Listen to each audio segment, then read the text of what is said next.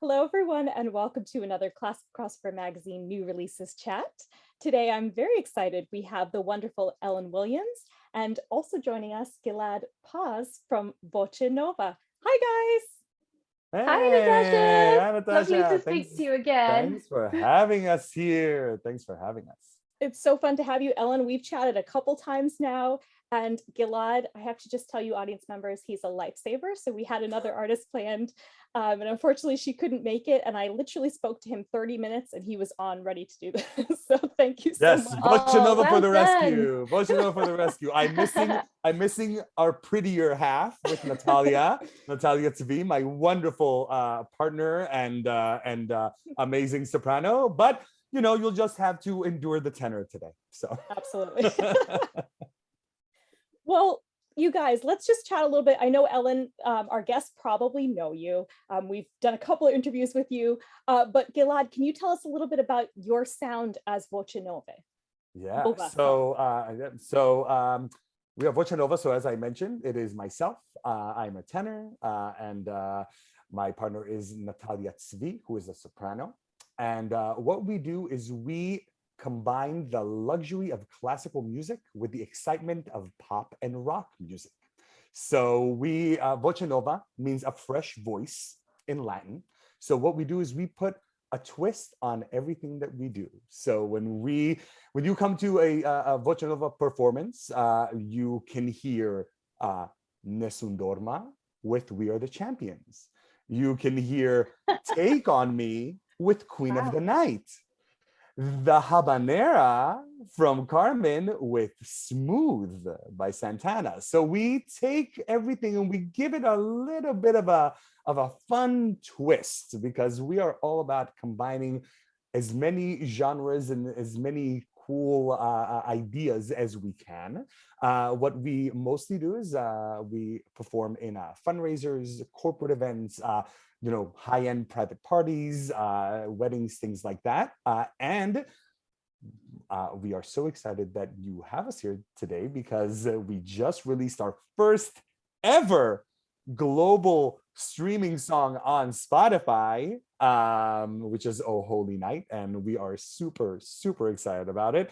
And honestly, I'm really excited to share this platform with you, Natasha, because we have been in touch for a Yes. while now, and with Ellen, who we actually featured on our Instagram as part of our crossover crew, but we never actually got to discuss and talk. And we saw your newest release, and it's beautiful, and you already know your videos are wonderful, and it's so great to be in this broadcast. So thanks for having us.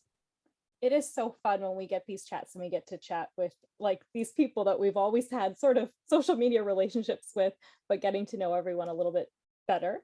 So Gilad, yeah, I really enjoy that you guys, it's really like the mashups that you do is combining those two different worlds that presumably wouldn't get along together and then putting them together. Presumably Yeah. is the word we say we're the gateway drug. Yeah. We're the gateway drug to classical music. That's what we try to do.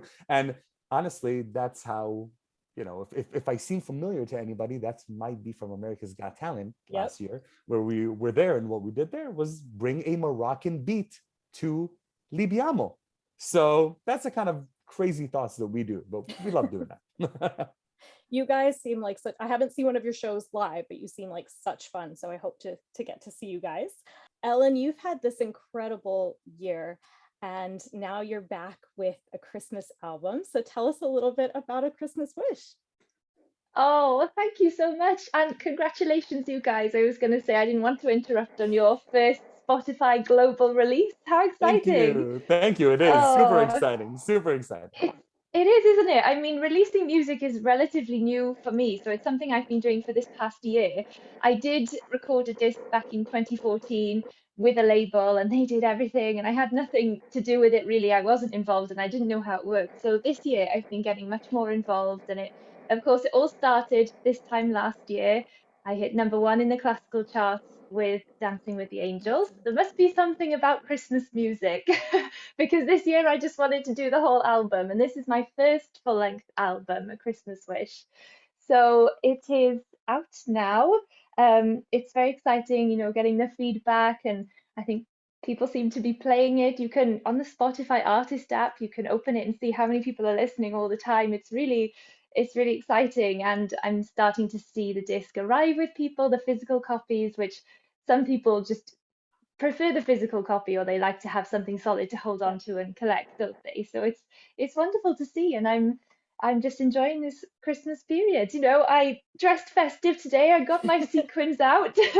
I did try to do this Zoom call from my festive room because this office space is being redone at the moment, but this is where the Wi-Fi worked the best. So here I am. I can't show you my lovely Christmas tree, but it's full on Christmas in my house now. It was beautiful. It was a beautiful setup, but as you're saying, like Wi-Fi controls everything about where this It is does. going. So tell us a little bit about the track selection. You have a couple of, well, they're all beautiful, but like Christmas Waltz, I associate with like the Carpenters. So tell us how you kind of, narrow that down and picked your songs. Yeah, it's funny how Christmas Waltz, I don't hear it that often over here. Yeah. It's huge in the US, but for some reason over in the UK we've not really latched on to Christmas Waltz, and it's such a beautiful song. I think I was listening to when I was doing research for the album in only back in August actually, but I was singing carols back in August, and I heard I think Jackie Evancho's version of Christmas Waltz. And it just made me think again, I would love to include this on there. So it's funny why we don't play that more over here because it's beautiful. But yes, the album has a collection really. There are 12 tracks of traditional carols, festive favourites rearranged in a classical style, and one or two lesser known Christmassy gems on there. So there's a beautiful Irish piece by singer-songwriter Liam Lawton called Voice of an Angel. And I Yes. actually released a video to go with that for Remembrance Day this year because it just felt very fitting, and it's such a touching song. um, so I'm pleased to have that one on there, and my favourite Welsh song in Welsh, which is called Nadolig Pwy a Oer, which is this Christmas, who knows? And it's a lovely little Welsh short piece on there. But yeah, I'm really happy with the collection. There was some back and forth over which carols I would include, and my manager had an input and producer had an input and things, but I think we got there in the end, and I'm really pleased with what's on there. Yeah, it's a good mix of what's known and then also some new songs, I think. Um, Hmm. Another song that you guys both share, actually. So Gilad, you mentioned your release, and it's the song is, I think it's my favorite, one of my favorite songs of all time, A Holy Night. So you guys have both done this song. So Gilad, and then maybe Ellen, can you tell us a little bit about, your interpretation and what this piece means to you? So it's interesting. So Natalia and I are both Jewish. And we both grew up in Israel. So it's really interesting that, when we first spoke about releasing a Christmas song, it was interesting because when we spoke with our friend John Risen over at Anita, who has been helping us promote this and put it on all the platforms, he said, "Oh, like just choose one of the songs that or you heard a million times." And we're like, "But we didn't grow up here. We didn't hear all these songs a million times." I did go to high school on Long Island, right outside New York City, and I knew some of the songs, and we were looking for something that would really allow us to show what Voce Nova is all about, which meant something that will allow us to bring our classical training into this, but also give us the freedom to give a little bit of our kind of pop rock touch to it. So we looked at several options. We came down to about, it's myself, Natalia, and our co-producer Lisa, who also happens to be my wife, and we were all just sitting thinking about different songs, and we're like, let's just think independently and then share. And each of our lists had "Oh Holy Night" on it, and they're like, great, this is it. And then we were able to reach out to our music producer in Israel, Asaf Averbuch, who is the one who creates all of our tracks. So every Voce Nova song has a custom track that is created for us, fully orchestrated. and he was able to make a Christmas miracle happen and created a track in about a week. And it Amazing, was yeah. great. Usually these things take like a month, a couple of months, and we're like, we need this right now so we can release it for Christmas. And it was really exciting. What we did, we took it into this kind of a, so Natalia does a lot of the classical, more of a classical approach in there, and I actually bring more of a rock aesthetic to it. So more like crooner goes into rock. So there's a lot of like counterpoint that goes in there in the last chorus. It's a really cool thing, and the nice thing about having a co-producer, and I'm sure Ellen and you, Natasha, can attest to this, having someone from the outside who comes in and says, try it. I need to hear more of the Voce Nova in it. And we were super excited to be able to kind of bring that in, and with a song that is such a classic and is such a beloved song. I come from a very clear mindset of, if I'm going to do a song myself or as Voce Nova, a cover, it has to be something different that someone is going to want to listen to, and not something that is just regurgitating a different version of the same song. And that is why it was so important to us to be able to create a track for this that was us. So, you get fully, piano and harp and strings, but then, a lot of this like brass and like really bringing in this amazing power that this song has, that I'm sure Ellen, can attest to with what you recorded as well. I just think brass is the sound of Christmas, isn't it? When you say, and then we get the brass going, probably for a key change or the last Yeah, chorus, add in all the brass and exactly. instruments. Yeah. Yeah, I think I think our direction to him was all all hands on deck for that one. Like at the end, just like let her rip. I think that's what's so cool about a song as well written as A Holy Night, is it can be done so many different ways. Like your interpretation, Ellen, is a lot more quieter, and you also have this beautiful video with the lamp. Tell us about the story, because we joked. You had said that it reminded your sister of Florence Nightingale, who I grew up reading about, which I thought was hilarious. But tell us a little bit about your interpretation and also the video. Oh, my sister has a little joke about everything I wear in all of my videos, honestly. She says, "You look like this, you look like that." So she said, yes, I look like Florence Nightingale. And I think I put a picture of on social media of Florence Nightingale and myself holding the little oil lamp. Yes. Yeah. Oh, Holy Night is just so many people's favorite carol, isn't it? It just means it's the sound of Christmas to so many people. It means such a lot. If you hear the carolers or you're visited by carolers at your door, they're quite often singing a Holy Night in their repertoire. And at almost every Christmas concert that I've ever sang in, I end up singing a version of O Holy Night. So I've sang so many different versions. It was nice to now have my own that I can sing, and I have my track to go with it as well. So I actually, whilst recording the video, I think you can see it at one point in the second verse chorus. I think when the lyrics say, "He knows our need and he guardeth us from danger." Apparently, somebody from the US, I think, commented and said, "It's so nice to hear this verse, which isn't that often done." I think on Josh Groban's version and various others I heard, they sing the verse about chains and Noel Noel is maybe better known, but this is the verse that I've grown up singing and have always sang and know very well. And when we recorded that part in the video, I actually found myself feeling quite emotional, and we were in a beautiful church, so I felt very spiritual. And I think I almost, I had to hold it back, and I don't know why I held it back, because I felt like afterwards I thought, if I'd have just shed a tear, it would have been real, because that's how I felt in the moment, and you can sort of see it there. So it is a song that always gets me. I find it very touching, and I think a lot of people maybe feel the same.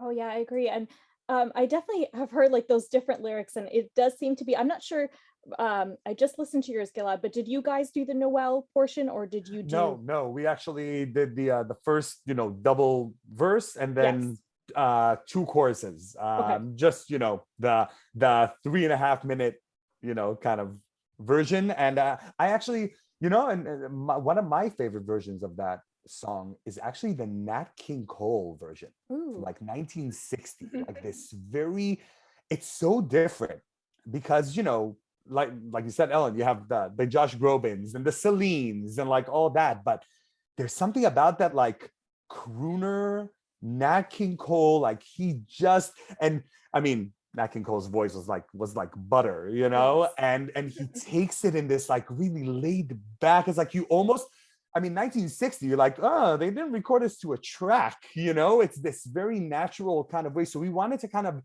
combine. So it's interesting with everything that we do is that we are taking and I'm saying I'm doing this because it's all of us Yeah. as classical crossover singers. We take the what we've learned in 50 years, 60 years, 70 years of recorded history of these songs, if it's opera, if it's classical, if it's all this different versions, and we can create something that is unique to us and that is new to the audience. So we were trying to find that middle ground between that Nat King Cole croony part and like the Celine more crossover side, and finding that way. So and Ellen, your video, we watched it, of course, and beautiful work, like beautifully done. And I noticed there were, I'm wondering, and I'm sorry I'm taking over, Natasha, but I'm No, just you're wondering with this fine. one question. Was that a real decision to for the wardrobe? Because the wardrobe is very different than what you usually wear in video. Yeah. This was a very much more, like more subdued, more, kind of, I mean, I don't want to say simple, but more like kind of day to day almost kind of what went into the thought process for that? Yeah, so there was some thought behind the outfits because I was originally planning to wear, the concert dress in the church and then the coat on the mountain, as you would. And as I thought more about how I see the song and how I wanted it pictured in the church, I thought, I'm kind of imagining myself one night in Christmas that I'm going to the church and I'm there on my own and it's candlelit. And then I start singing or feel the need to sing Oh Holy Night. And at some point, it the mountain scene with the dress was my way of portraying that this feels like a vision of being up in the Welsh mountains and closer to God and closer to heaven. And I wanted it to feel really dreamlike and like a vision. So that's why we switched the outfits to be dress on the mountain and coat in the church. Although I would have been a lot warmer if I wore the coat on the mountain. I'm sure. It was definitely a cold one, but plenty of people have said she must have been so cold. Like we weren't there that long, to be honest. And I had a hot water bottle, I had my duvet coat, a hot flask for in between while the videographer was setting up the drone and things. So it was okay, and I love being outdoors, so it was fun to do. Thanks for asking that. That's a good question. So I'm going to ask you both now if there was any like tip that you've learned from doing these releases that you would want to share with anyone. I would say if you're recording a release, to sing it as much as possible before you go into the studio. So you have an idea exactly how you want to sing it in the studio, because there's never enough time, is there? And you don't True. want to keep going back and changing takes and cutting it up too much. So if you really know how to sing it when you're good and ready and go into the studio, I think you'll end up with a product that you're much happier with, than had you kind of winged it. I mean, you might have this amazing first take because there's something to be said about the freshness of just going in and singing. But I would say, yeah, practice, practice, practice until you're happy, you know how to sing it. Or even I kind of do a pre-record and listen to it a few times before I do the final take or go for a proper take. I record it to hear how you sing different versions, or how you sing a phrase or a verse a different way, to see which one you want to put on the final take. Yeah. That's my I, 2 cents. I would make that 4 cents, because I'm totally I've with you never on heard that that. before. I mean, you give your two, I'll give my two, but that's exactly that. I'll just double yours. And yes, 100. I love that. And like you said, a great first take usually happens when you have the song in your bones. What I would say, and this is something that we did, and something that made it better in the process. And we always make sure that we do this, especially when you are recording covers.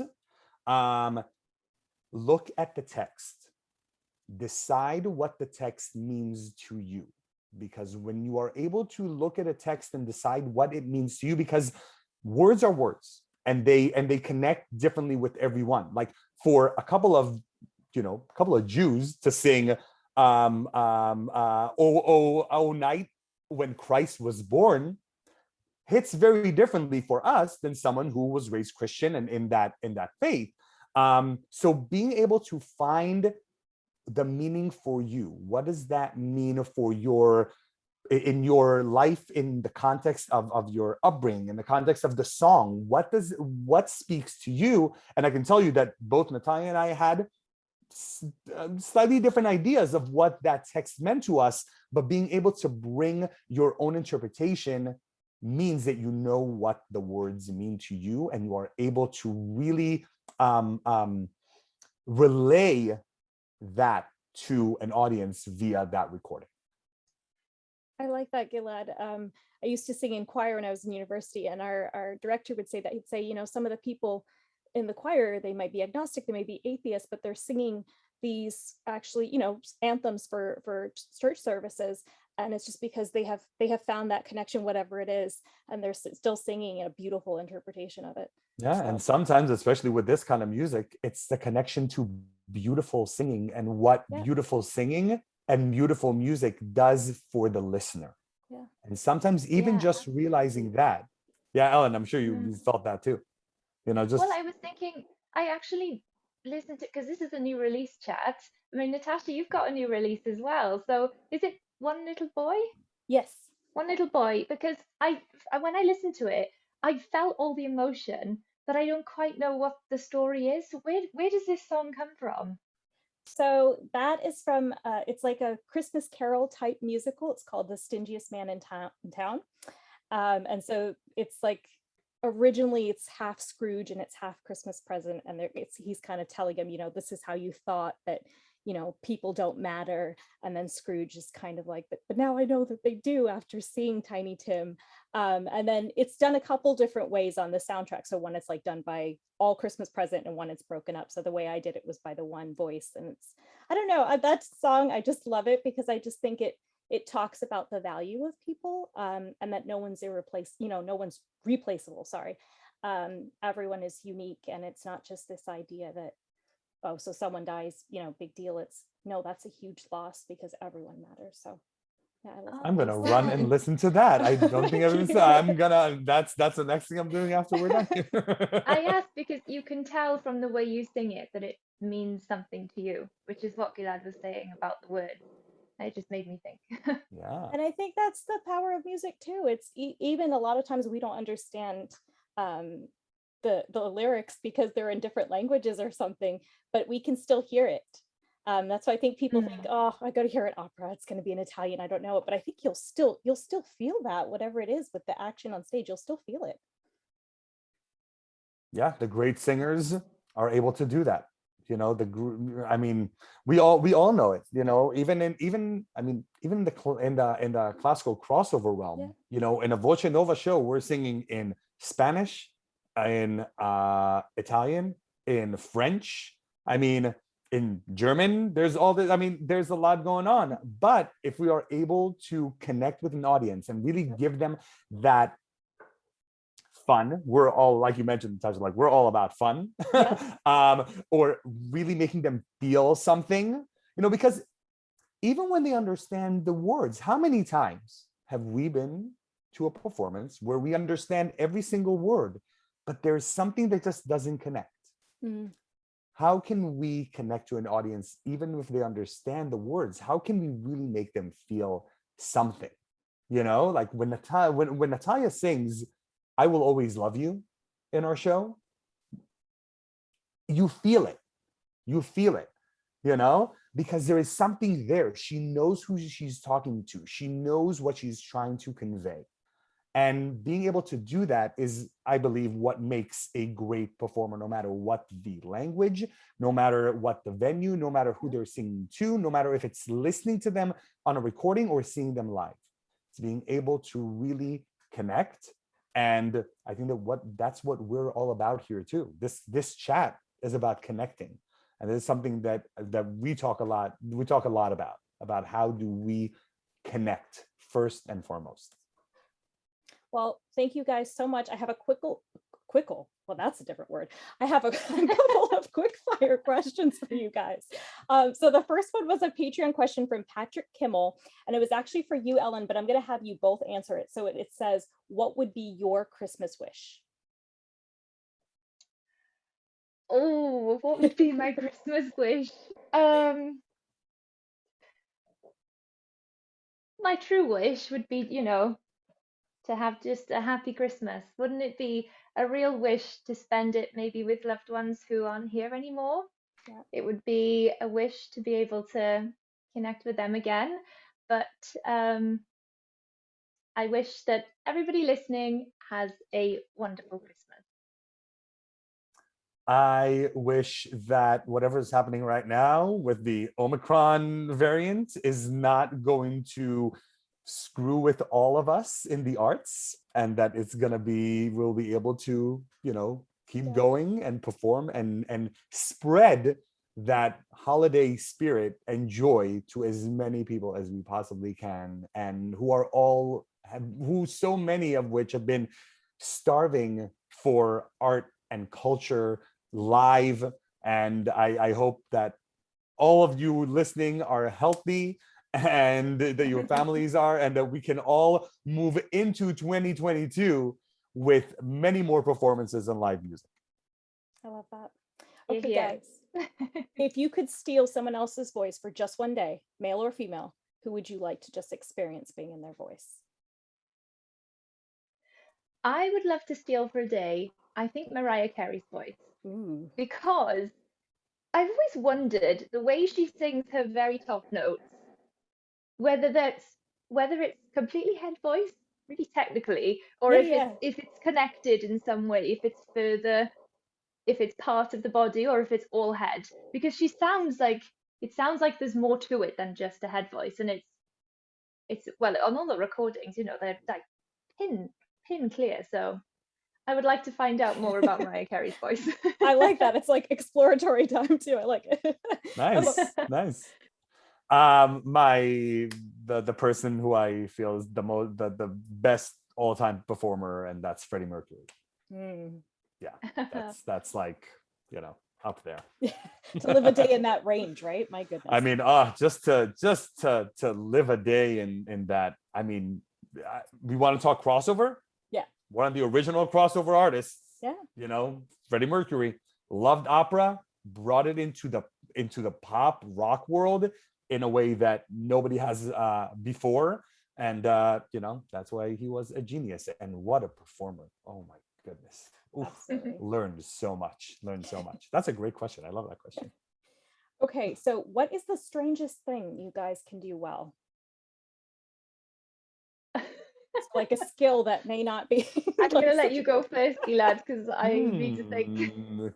Strangest things that I can do well. Whoa. I'm so strange, and yet I can't think about it. The strangest thing I can do well. Like any household skills, maybe? Right. Strangest thing I can do well. It's not strange, but I am an expert subway navigator. There you go. Expert, like point A to point B at the fastest time, where to stand to get to the, to exit in the right place, and we'll get into the next thing. I mean, that is definitely a superpower of mine. That's an amazing skill to have. Yeah. I'm still trying to think of something genuinely strange, because to admit something strange about yourself feels a little bit like, oh, do you want to share a strange thing you do? But okay, let me think. I I'm very empathetic. Empathetic? Is that the right word? I mean, Yeah. with my animals if they're sick. So this does sound strange.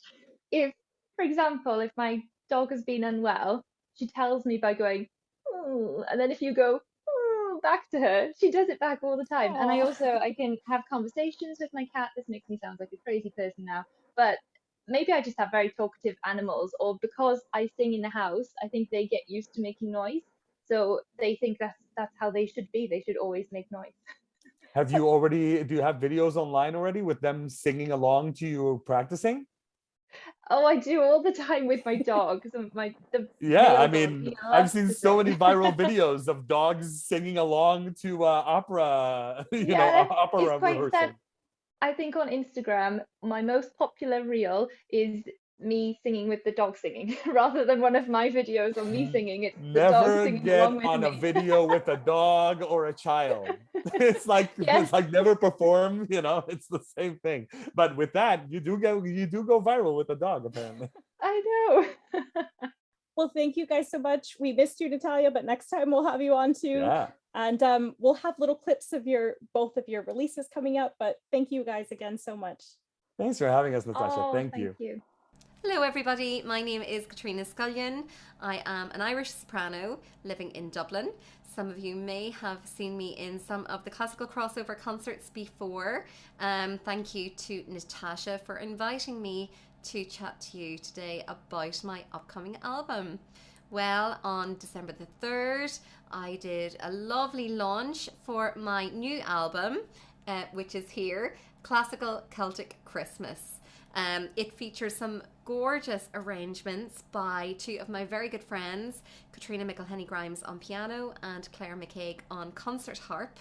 And they are classical Christmas carols with a Celtic edge.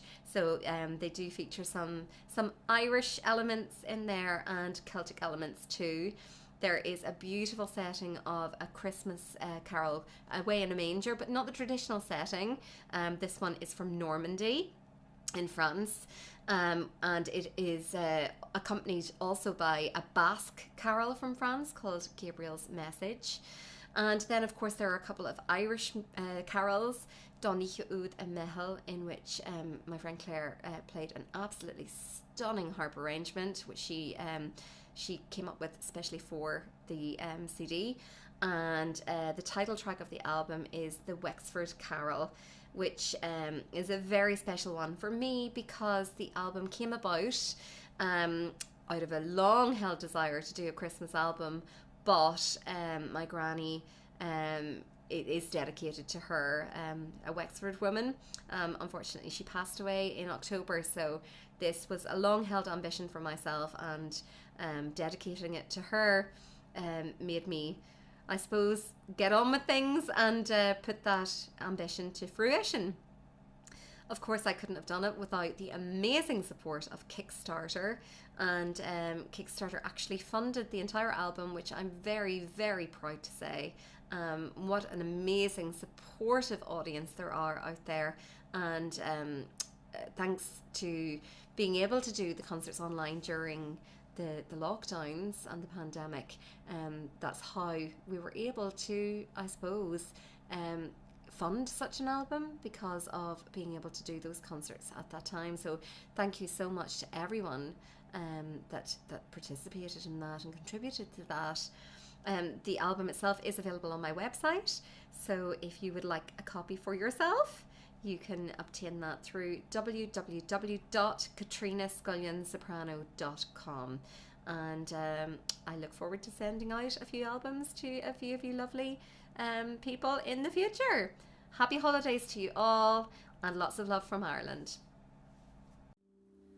Good people, oh, this Christmas time, consider well and bear in mind what our good God for us has done in sending his beloved Son.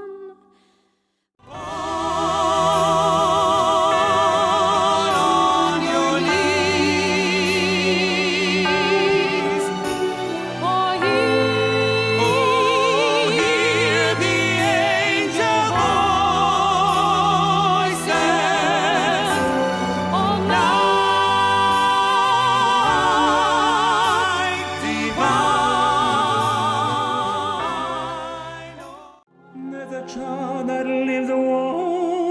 stand so safe by my side.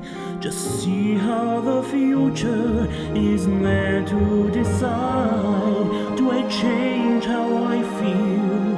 Do I run from what's real? I'm not so sure